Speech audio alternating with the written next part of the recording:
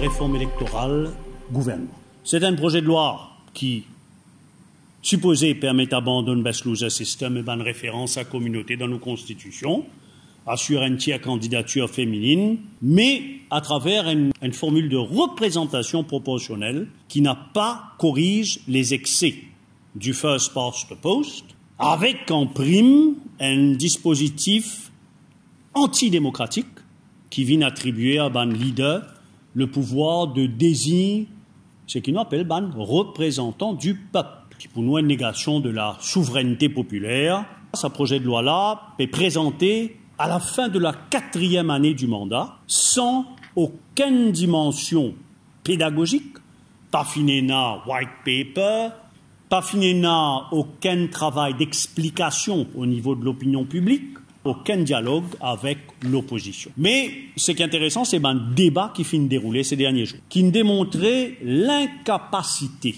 de ban parti traditionnel pour dépasser le communalisme. Incapacité d'un parti traditionnel pour raisonner autrement qu'en termes de majorité et de minorité. On dirait 52 ans après Manuel, 50 ans depuis l'indépendance, nos pays pas évolué du tout. Nous trouvons un débat autour de représentation communauté qui tourne le 1% des pourcents. Alors qu'il s'agit une question de représentativité et de diversité, personne n'a pas demandé qu'il arrivait représentation travaillère avec du monde misère. Ça peine à représentativité là-dedans. Combien de jeunes on a dans nos parlements? Et représentativité femmes, en 2018, qui nous représente encore 11%.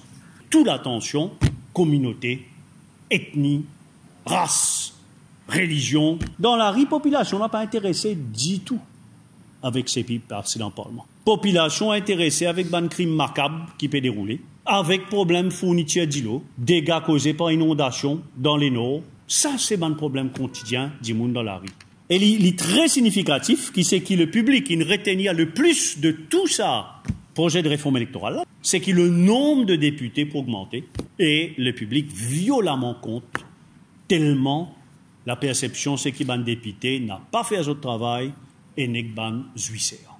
Sans qu'il nous ait pas les jaunes dans Maurice, nous perséminons nous-mêmes vers la même crise de la représentation politique. Qui nous peut demander, au niveau de la plateforme militante, de manière générale, une réforme fondamentale de nos systèmes politiques, reguette en profondeur financement parti, parité hommes-femmes en politique, structure nos parlements, nos systèmes électoraux, nécessité abolir le communalisme institutionnalisé dans nos constitutions, nous position claires. N'a pas capable de faire une réforme électorale derrière les dos de la population. Soit l'y faire un référendum, soit l'y attendre l'élection générale et l'y redonner un mandat pour une proposition claire et détaillée. Cette question de financement des partis politiques, dans le papier qui finit circulé par le gouvernement le 30 novembre, le gouvernement propose une forme de financement des partis politiques juste pour les élections générales. Ok, le financement de partis politiques n'est pas limité seulement à une campagne d'élection générale. La proposition du gouvernement, actuellement, il fait un blackout complet sur la réglementation des financements des partis politiques par le secteur privé. Donations in kind, la proposition du gouvernement n'est pas touchée. Le remboursement des dépenses électoraux. Le gouvernement, on parle comment il fait ce calcul-là, 4 millions de roupies par circonscription fin fixé un plafond qui un parti politique gagne droit de dépenser dans une circonscription. Mais ça ne dit pas dire comment pour bien disclose sa donation-là.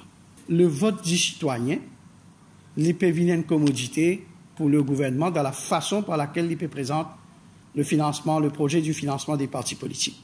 Quand l'élection pour venir, pour un bonanza financier.